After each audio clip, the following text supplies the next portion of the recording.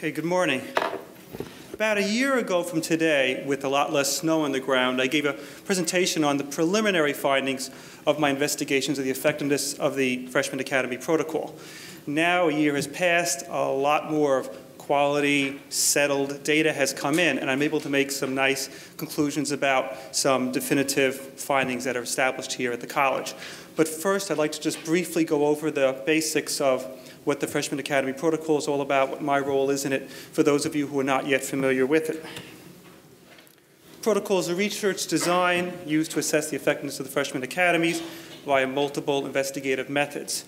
We have student surveys, faculty surveys, administrative databases. These are all the sources of data that I use to collect, and then I analyze it, and then I make many tables, which you will all get to see shortly. As principal investigator, I'm pretty much charged with assessing the effectiveness of the academies.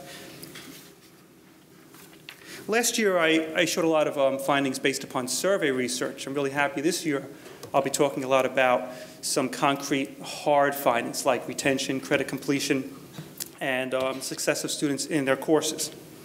Measures of success. Higher course success rate. We want to see that the 409 cohort, the first group of students who had freshman academies, that they're performing well, better than a comparison group. We'll talk about cohort structure shortly. We're looking for measures of success. Higher course success rates, high retention rates, credit completion, higher students. Now, I don't think that was in the protocol, actually. Higher student engagement, faculty engagement, higher faculty engagement with the college, and higher degree attainment rates. Ultimately, we're looking for graduation rates. Now, when I say higher, again, I'm comparing the 06 cohort, those who did not experience the freshman academies, with the 2009 cohort, those who did experience the academies. We're comparing those two groups, hoping to see if the 09 cohort performs better due to the effects of the academies. So that's the basics of cohort design. Cohort design, it's not perfect science. If the two cohorts are different in various ways, say the 09 cohort comes in far better prepared for college for whatever reason, and I'm comparing the two, then there's some dangers with the conclusions that I draw. So I have to make very careful analyses. I have to separate remedial from non-remedial students. For example, I will look at English 101 students, those enrolled in that course in 06, and those enrolled in English 101 in 2009, and compare those within courses. That way I'm equating the students. Same thing, Math 10 versus Math 10. So I have to be very careful in how I make my analyses. Also, a way to deal with cohort analyses problems is to look at characteristics of the students to see what the two cohorts look like. And I'm glad to say that I have some data on our students.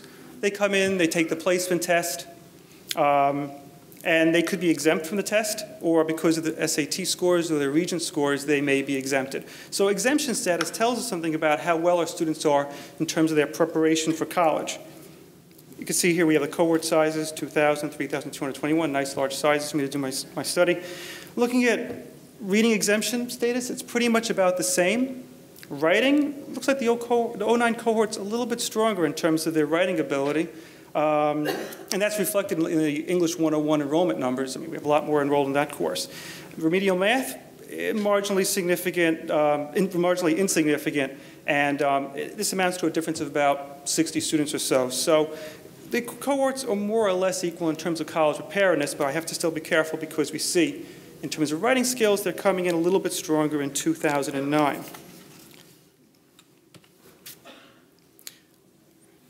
Now, when they take the Compass test, the students are given a survey in the beginning, and this is a really nice source of data. We find it about some of their non-academic profile characteristics, such as marital status, employment status. I think there's some really interesting factors that describe the students that I put together, so we can compare the cohorts and also get an idea of what our students really are like. We hear a lot of anecdotes, we experience, conversations with the students, but this tells us the big picture. When they take the Compass test, they have to take the survey. There's a captured audience, so I get a really good response rate. I love captured audiences. These doors are not locked, by the way, although, I only have 78 more slides to go. So, but seriously, the students, it's a really good group because I'm able to make pretty conclusive findings. Now, by the way, you see no response, 16, 17, about 10 of those percentage points actually are due. I'm sorry, did I flip it? about 10 of those percentage points are due to students actually never taking the test. Some of the triple exempt students who don't come in and take advanced math, they actually never take the test and thus never take the survey. So our response rate's even greater than it appears here. Most of those are just students who just simply, not that they said, oh, I don't want to say what my marital status, I don't want to say what it is. They actually never even took the survey. So that's where you see 16 and 17 at the bottom over here. So great response rates. What does this tell us? Look at employment. The recession really did have an effect. We could see employed full-time, the difference is 06 and 09. Not employed seeking employment. That may tell us a lot of our students might be here to improve their chances of finding employment. Employed part-time, you see the changes over here also. So this tells us something. In some ways you might say our students are a little bit less burdened than the 06 cohort, 09 compared to 06 because they're not employed, so they don't have to split their time between school and between work. Though in some other ways we may argue that they're less stressed because they're more stressed in 09 because, hey, they don't have income coming in. Maybe they're already worried. It's hard to say, but certainly they're not spending as much time with their employment responsibilities. Marital status. Looks like our students are fairly traditional. I looked at the age of the students to get a feel for things, and the first-time full-time freshman cohort, 06 and 09, they're pretty much the same age, very young, 19.4 is pretty much the number I got, amazingly at that age. Our general students, degree-seeking students, are getting younger, by the way, just some other stats I put together. So QCC students are getting younger, though I think we're getting a little bulge in some of the older populations because of the recession. So our two populations, both, again, you see no response, 16%. That's about 10% of them just simply never responded. So what's more significant to look at is married, 2.5, 2.0. Not much of a change. Looks like traditional students fresh out of high school. And the two cohorts are more or less similar. Single parent status. This is pretty significant because now we're talking about having some serious responsibilities. And about the same between the cohorts, and if anything, a little bit less moving into 2009. A small number there. Not much of a difference, but it gives us a feel for what our students are like, what their burdens are. Children supported. Not supporting any children, a little bit of a drop with one child. 2 and 3, that might be because, again, I've seen a little bit of a bulge with an older population who actually has multiple kids here and there. So that's probably the phenomenon that's going on here. But in general, if anything, it's pretty much a draw between the two groups. And again, gives us a feel for our students. Again, pretty much what you consider a traditional post-high school student. So in summary, characteristics of the cohorts. Employment status, it really shifted in 09. You can really see the recession effect. Only about a third of the 09 cohort is employed at the time of the survey. Just realize, too, this survey is given before they actually start classes, because this is taken during the placement test. So this is as of, 18, 19 years old, right before they started. So 1 or 2 years later, things could change a little bit, hopefully with employment in some cases. Good part of the cohort, not employed and seeking employment. So I guess they're here to help the chances to improve their employment status.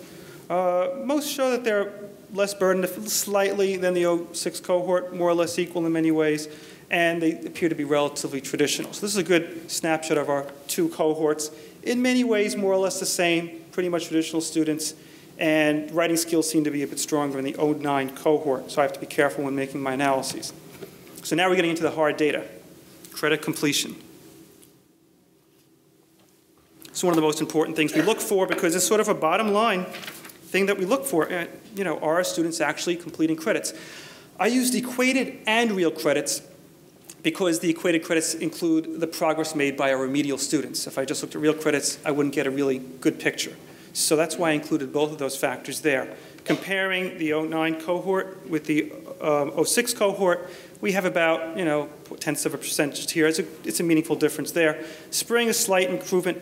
Ultimately, the bottom line, 1 year later, about 7/10 of a credit more. It's more, it's progress, it's not a great amount. That's pretty much the reality of credit completion. Something interesting is with our stronger students, those earning 15 or more credits, we're seeing much more meaningful, statistically significant differences here with credits being earned. So there is some other phenomena going on, and you'll see it in some of my later slides. It's in some ways, some of our strong students are getting stronger, it appears. Still just 1 year, but I'm starting to see the beginning of a trend here. Retention, one of the most important things of all that we talk about here, and I'm looking at is retention. I spent a good amount of time this year looking at retention to find out where on the campus we find retention, how to characterize it, and pretty much, I'm happy to say I found where consistently we have retention on campus. One picture pretty much sums up what's retained on campus. Oatmeal raisin cookies. So over here, here, I did some counts here. At various gatherings and parties, we have food offered. We have chocolate chip, academia. I've done a pre-post-party analysis to find out what our retention is, because it's really important. I'm really happy we have 15, 15, 15, so we started off nice and even. Post-party, the chocolate chip, they really went, no retention there. Oatmeal raisin, that's the answer. They have persisted. Okay. And I did this very carefully. You can see here, I counted them. You wonder, so Margot, now you see why I took pictures of the tray during. There's a reason for my madness here. Academia nuts, that's macadamia. I'm the academia nut. That's pretty much where we're going. But seriously, retention, really important. And this is the big picture. This is the happy table. We have here the 06 cohort and the 09 cohort. Half your retention is fall to spring, 1 year retention fall to fall, about 5.5 percentage point increases in both areas, half year and full year. Looks like that's where we're going strong. I'm going to speculate a little bit, go a little bit out on a limb. Sponsored program sent me some data. When I went to a conference, I got some information from my colleagues across the Northeast, and they said, oh yeah, our retention's up. I said, how much? In the last few years, maybe 1, 2, I hear 6, I hear negative. It seems like it's averaging about 2 or 3 percentage points, so I'm kind of happy with 5.5 or so. As the semester goes by, I'm going to try to look into iPads and find out some more, tight comparisons between our competition. I don't think to ask the question. Is the difference between those cohorts statistically significant? Yeah. At what level? 005 level. It's there. But so that's the basics, the big picture. Now, this tells us a little bit about retention, but it's hard. We want to find out why it happened. We want to find out where it happened. So I said, let's dig in a bit more deeply, and let's look over at the at ways to break it down by academy. So here I'm looking at retention by academy. I'm pleased to see that for each academy we've had increases in retention. Some areas it looks more dramatic, partly that happens because of the lower numbers, but overall across the board we're having some increases amongst all the different academies. Take a look there at the differences. You're going to have some very involved cables. I'll give you a little bit of time to look over. Whenever I'm in the audience, I'm like, oh, don't sit by. I want to take a look at this. Those are academy colors. Those are the academy colors, yes. Thank you. Yeah. Now, it tells us a bit of the story. It tells us more. Now we see by academy how the students are doing in terms of retention. But there's even more to the story. Now, they don't simply just say, okay, I'm going to be retained in the college. They may shift academies, may shift majors. When they leave the college, they may actually go to another CUNY school or leave altogether. So let's take a look at that. Let's get a bit more detailed now. This is just the 09 cohort. So now we're seeing how by academy they remain, let me just get my pointer here. They remain in the academy. As you see, it's green, right? Yeah, mine's green. It's a Jedi thing. Over here, you could see that they, it's hard to hold it steady. You could see that they, moving from left to right, you could see basically staying in their academy, transferring to other ones. For example, with the health academy, there's a lot of transfer going on, pretty much I think with the nursing factor. You can see how in some academies there's a lot of stability, yet in some areas they're actually leaving QCC at a larger rate. I think there's a little, I'm guessing here, a little speculation, a phenomenon going on. If it's a type of area where you pretty much know your path, like education or maybe even to a degree business, then you're more likely to kind of stay within your parameters. And if you're in an area like liberal arts where there's a lot more variability and you're not sure, then you're more likely to move around. So there are different ways that this moves. Now this tells us a picture, but yet there's even more detail we can go into. So just brace with me here. The next table is going to be very involved. It's going to be up on the website. We're going to be sharing it with people. It looks at by major. So there's a lot coming on. I promise you no oatmeal cookies were consumed or harmed in the making of this table. There's a lot here. what I did was I looked at each major now. So you see I'm breaking it down finer and finer and finer. And now we could say for every major, what was the enrollment in Fall 09? And then, think of David Letterman, what's the top 10? Well, what's the top 4 most occurring outcomes in terms of enrollment? So say you're an education major, Fall 09, 149 enrolled. What's the most occurring outcome? That they stay in education. The next would be leaving CUNY. Next would be shifting to LA1 Liberal Arts Academy, liberal arts major. So we could see for particular majors what the most, I won't say most likely, most occurring outcomes are. You can see for nursing, NP2, 211, the most occurring is they move to liberal arts. And that's because, you don't make it through the rigors of the early parts of the program. They move on to something else. They move to liberal arts. Whether or not this is desirable, I don't know, but that's what I would like to share. That's how this table, I hope, will help us all, that we could start seeing, hey, this group moves to this group. Maybe one academy would like to know, oh, my majors here tend to move to that academy. Maybe some connections can be drawn.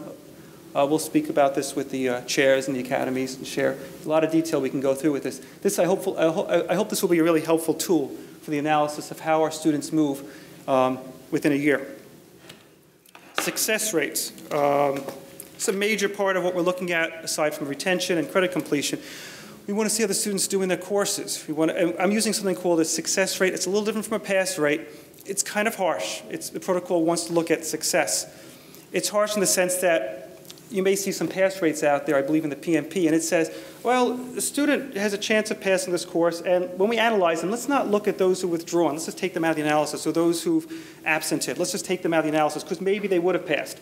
The success rate it's harsh. It says, you're in the class, there are 2 outcomes. Either you pass, or something else happens. So I'm just looking at you passed. If you didn't pass, you're not part of the success rate. So that's how measuring it for the protocol's purposes, because that's what it specifies. We're looking at remedial courses, those heavily enrolled in English 101, early credit math courses, 114, 120. Again, we're comparing the 06 baseline with the 09 cohorts. Defining success, again, as passing, and with the non-remedial courses as C or better. So we'll start off with basic skills. We have the different courses here, remedial writing, ESL courses, and then the reading. Now, looking across here, we're comparing 06 success rate to the 09 success rate. In many cases, unfortunately, we don't see an increase, some cases a decrease. I combined everything together because sometimes the ends are a little small, 79, then you wonder, what's happening here. By the way, very important, I combined spring and fall semesters, really important, because the different phenomena that occur, I want to see the 1-year snapshot. So this is what happened in spring and fall. If a student actually took the same course twice, that's reflected there also, by the way. So just little caveats to how this is computed.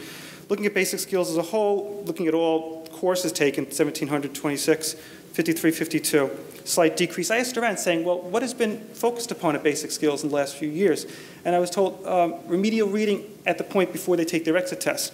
And that's what, 122, 226. Here we could see where some effort was made, some focus was made. We find that we have some increases there, or at least near holding steady, and for larger numbers also.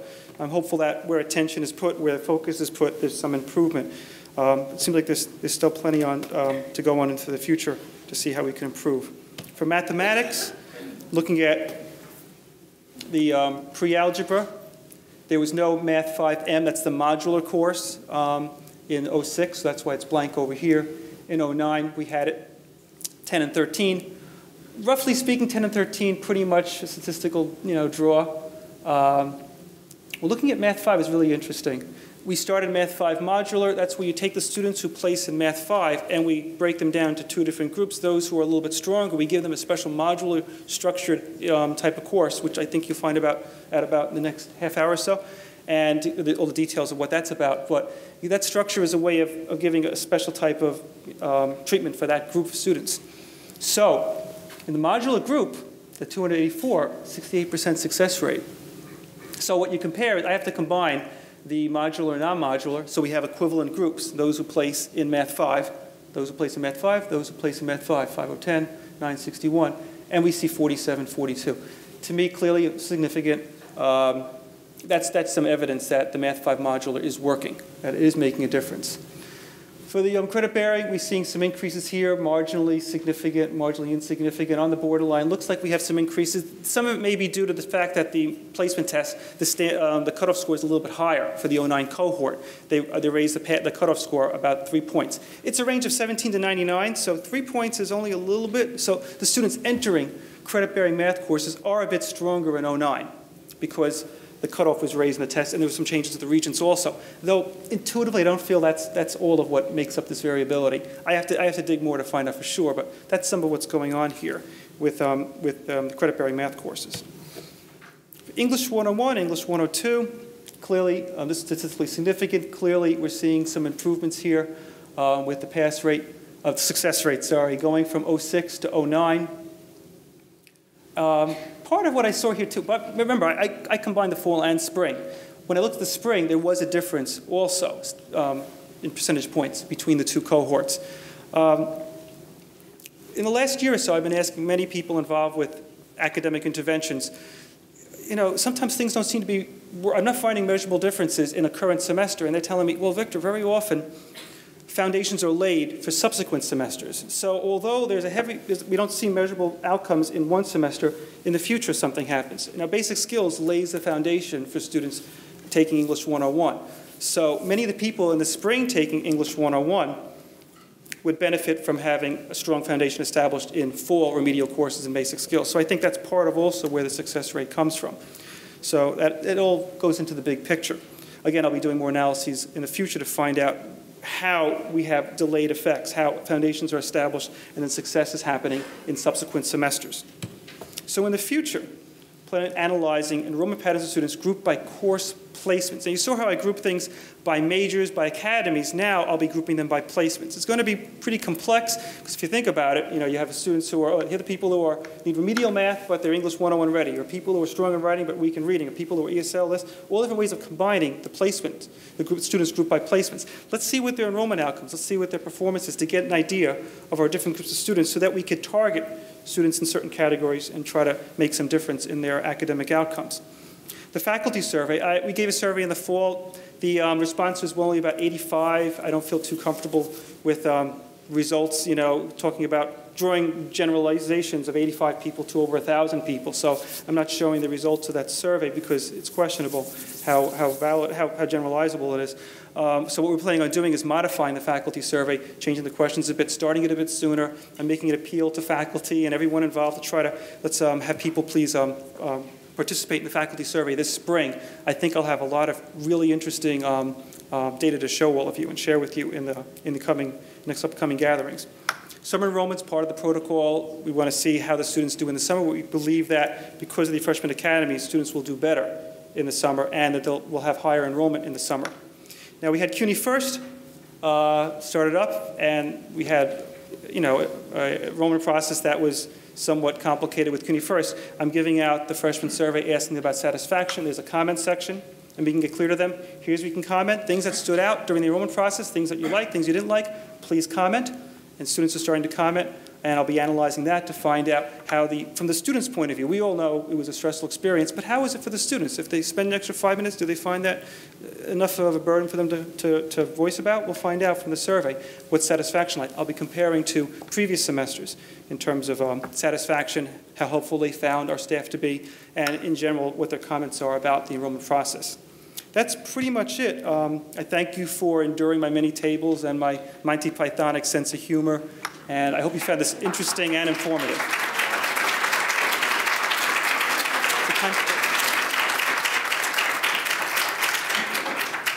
Time for questions? Yeah, actually, there would be a little bit of time for questions if anybody has any right now. How do you consider the NC grade? Good question. Thank you. This is important. Yes, the NC grade is considered not a success. Over time, of course, that can translate into a success. I used the IRDB, a database that actually has numbers frozen. It doesn't account for a lot of the NCs that transform into passes. Like I had done last year, I did a different way of analyzing it. The reason I did it this way, when I spoke to the consultant, he said, Victor, let's try to tighten up the comparison between cohorts. When I use the IRDB, it's very tight. They're frozen. The 06 and 09 are frozen. The data is collected and frozen the same way. so I could really make a clean comparison between the two of them. Though the problem with doing that is that it doesn't account for the students who will take the workshop and then pass, and that will improve. So again, this is very harsh, and this is at an early snapshot in time. It does not show, I'm really glad you asked, I wanted to mention that. It really does not show how they improve later on, and that's something that I did last year. I'll do it again this year as a follow-up. So, yeah, very important. It's just a harsh, short-term snapshot. I've noticed in your data that students enrolled in the LA Academy tend to leave the college in a high percentage rate. What do you mean? What do I think it means? Wow, well, I'll tell you from what I saw, I don't have it with me. The LA1 cohort is, in terms of academic preparation, weaker. When you look at the placement test, remember how I looked at reading, writing, and math exemption status? Those in LA1 are more likely to need remedial. So I think that's partly why we had that phenomenon. They're coming in weaker. So that might be a student characteristic effect. That's what my data tells me. Otherwise, we could all speculate about a lot of things. And if you have ideas, let us know, because then I could point my research in that direction. I'm putting it that they just come here to get the general education preparation, and they leave, and they get specialized in other colleges. Sure. Sure. Yeah. Let me see. Yeah, I mean, the second most likely outcome is leaving CUNY altogether. CJ1, leaving CUNY altogether. Yeah, I honestly think some of it is dropping out, if you want my best guess for what I'm seeing here. But we certainly are going to be, this tells us so much and points us in ways to look. But yeah, that's something that I'm going to take a note here. I'm going to focus a bit on that one. Try to see what we know more. I'll be able to look at, in the future, I'll learn how to use the clearinghouse. And I could see if they actually move to a school that's outside of CUNY. That will tell me more of the picture. But so far, and I'll combine all this together and take a look actually at my preparation level. So when you want to stop by, I'll share it with you. Because, yeah, I think that's part of it. Yes? When you looked at the fall 2009 cohort, were you looking at only the students who were full-time? Yes, first-time, full-time. Not all of the students enrolled in those basic skills programs? Yes.